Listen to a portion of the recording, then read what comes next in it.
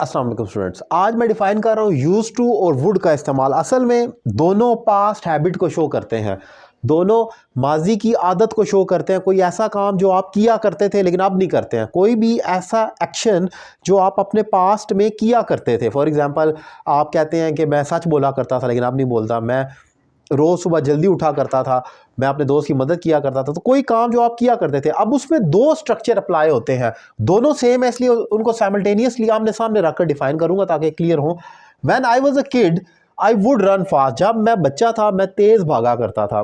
अब यहाँ पर ये जो वुड आया है, ये फ्यूचर के लिए इस्तेमाल नहीं हो रहा।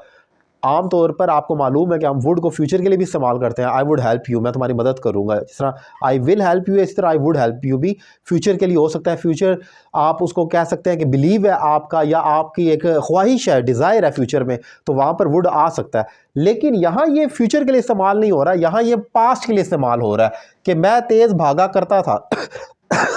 अब सवाल ये भी पैदा होता है कि हमें कैसे पता लगेगा कि ये पास्ट के लिए इस्तेमाल हो रहा है, ये फ्यूचर में।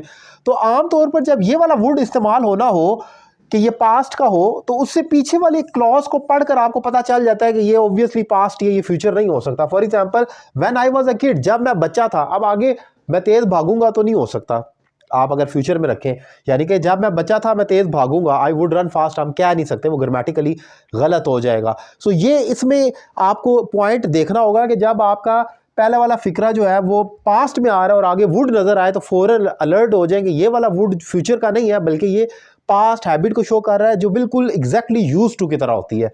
यूज टू में कैसे बनेगा? When I was a kid, जब मैं बच्चा था, आई यूज टू रन फास्ट, मैं तेज़ भागा करता था।